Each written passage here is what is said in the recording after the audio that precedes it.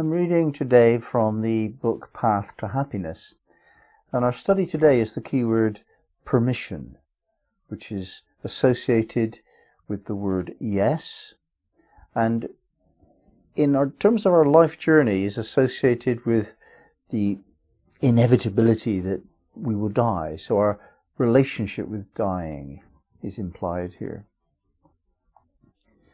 On asking a Sufi master if he is able to play the saz or the oud, he might answer, "It plays me, inshallah." Or if you ask, "Are you a healer?" he will perhaps respond, "I have permission to do this work." His response is well chosen in that he places himself as the passive participant in something much bigger. He affirms that it is not his will driving the event, but that of some imperative that he allows, something greater that flows through him. Linguistically, permission means exactly that, a through flowing. Yet in normal use, it now carries the restrictive implication that we could say no, and indeed we prefer to say no, but reluctantly we are saying yes instead. We are hardwired to resist death.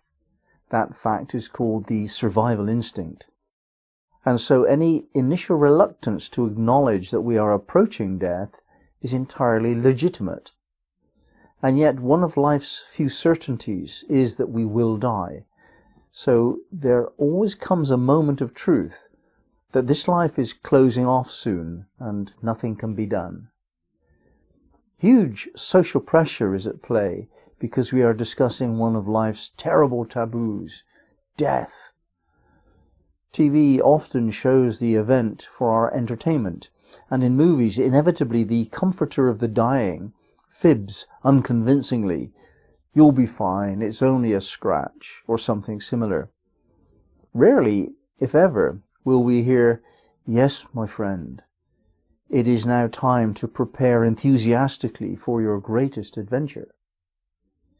Society generally disapproves of death and dying. It is not thought polite to die. But if you must, then at least have the decency not to talk about it. If a friend announces their intention to go on a special trip to go somewhere exciting, then usually we will congratulate them. "You lucky devil," even if it is so far away that we will never see them again. Try saying that to a person who announces that they are dying. We are forced by convention to offer sympathy and to reinforce the message that dying is at all costs to be avoided, and yet you, poor soul, you have failed in this task. The powerful implication is that because no one wants it, death is to be feared. That we are victims, and that each one of us is extremely reluctant to go into this mysterious tunnel. King Canute was such a revered leader that his Viking followers had very unrealistic expectations of his powers. He sat on a beach and commanded the tide not to wet his royal feet. He did this ironically, to demonstrate to his simple-minded subjects that there are forces beyond even a king's remit, that the ocean's tidal authority is irresistible. Same as death. It will come, and we have no power to change that. The best we can ever do is postpone the final event for a short while. Yet the Sufi is trying to teach us that even the power of music and the power to heal are not ours. It is all, God willing, just flowing through us for a period of time. Inshallah, God willing, is the acknowledgement that we are constantly subject to greater powers than we can conceive, and any claims we may make to go against them are futile. Having no power, that is real food for thought. What we used to do, we can no longer do, and that is non-negotiable. Actually, for most of our lives, we have been facing up to the loss of abilities and the ending of what we enjoy. Whereas, from now on, those things will not be superseded by new skills, interests, or people. And there's the rub. The future seems to be running out, and we cannot replace it at the supermarket.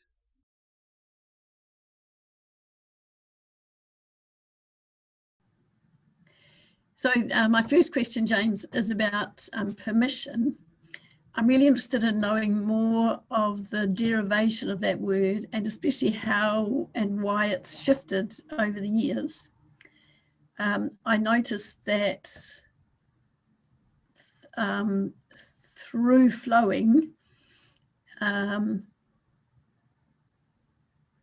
as you've described, permission is a wonderful way to describe what the Sufi master is saying, but it doesn't fit so well the reluctance and fear that's often associated with death, or with the word permission. There's a kind of reluctance in the word permission as well. So yeah, more on that would be great. Well, yes, the original linguistic associations with the word permission were much different, weren't they? Very different from how they appear today. And this change in the meaning of words is commonplace. We can find it everywhere we look, really. Very few words retain their authentic meaning. Words came about in the beginning in some mysterious process involving onomatopoeic sense of meaning. In other words, we could feel what the word meant when we spoke it. It felt right. And some words don't have that. Some words go entirely against the feelings that they generate, and some are actually in keeping with their feelings. And this permission, it feels to me like a flowing.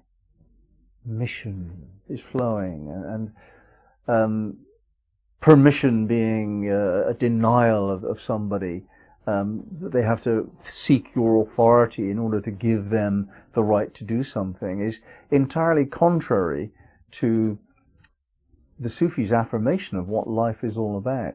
Life is all about doing what you feel to do, allowing the feelings of life itself that surround you to be a part of you, to become you, to flow through you and as you into the world, into the future. That's the sense of life itself. And permission was given that sense in the beginning. And it became corrupted by the imposition of authority. And many things did. I think the whole question of how this occurred is a very big question indeed, and no doubt each of us will have our own opinion on how it came to pass. It's written in certain books that there was a time before the imposition of authority. There was a time when there was freedom in the land.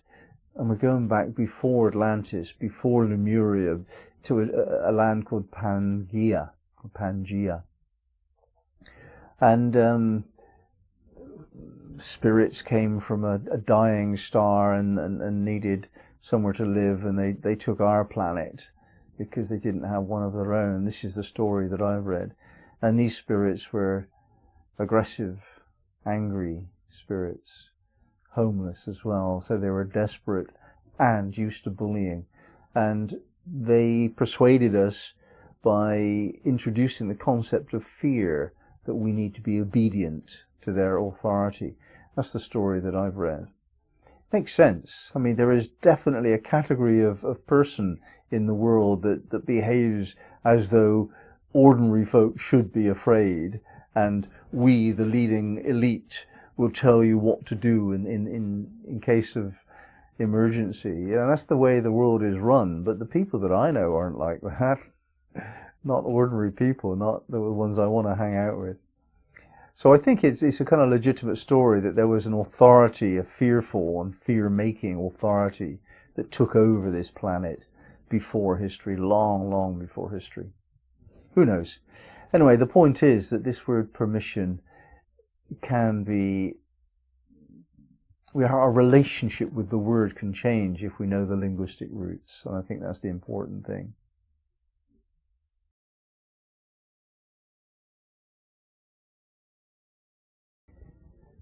The wazifa practice associated with this word permission is wahabo fatah. Wahabo comes from two root words, Wa means and, the divine and. There's always more, and.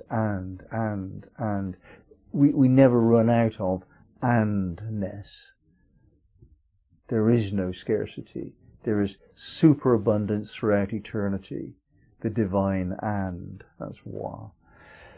Hab, the other root of that word, it refers to the heart's loving quality, the radiant heart. So Wahabo is this sense of the radiance of God's love being eternal and dependable, and it just doesn't run out. Fatah gives the image of a mouth. Fat is a mouth. And is an aspect of breathing. So Fatah is opening up to the breath of God. So it's associated with the word opening. And the principal prayer in Islam, for example, is called the Fatiha, with which you open everything that you do. You say the Fatiha to begin everything.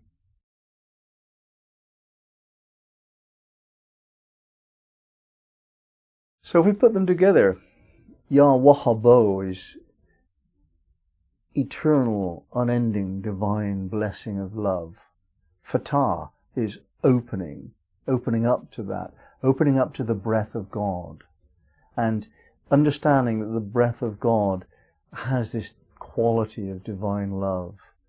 So Ya Wahabo, Ya Fatah, in the context of our study of dying, is understanding that we're opening up to the blessing of God, that death itself takes us through a journey from this life, which is getting to be something that on the soul level we've had enough of. We don't want to continue this life anymore. It is the soul's decision when we die.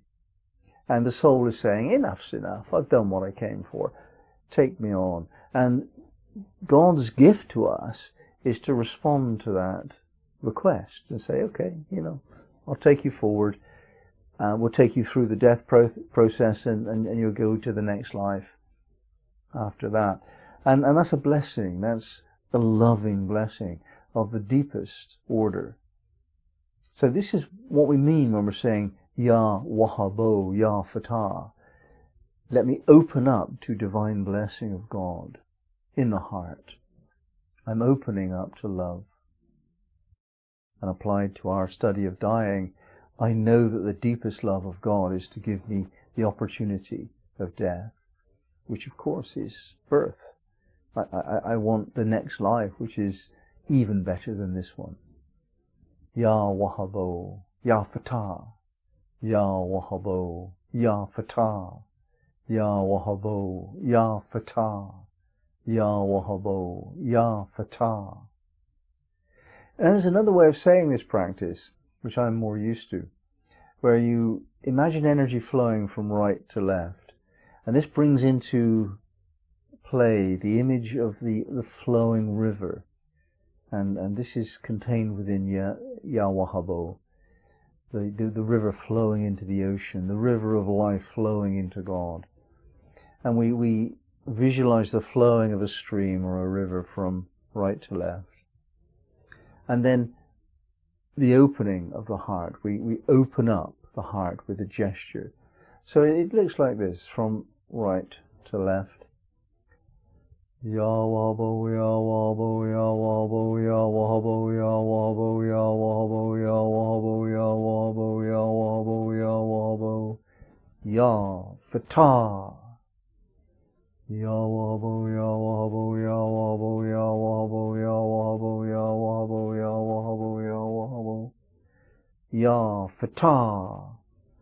Ya Wahabo, Ya Wahabo, Ya Wahabo, Ya Wahabo, Ya Wahabo, Ya Wahabo, Ya Wahabo, Ya Wahabo, Ya Fatah.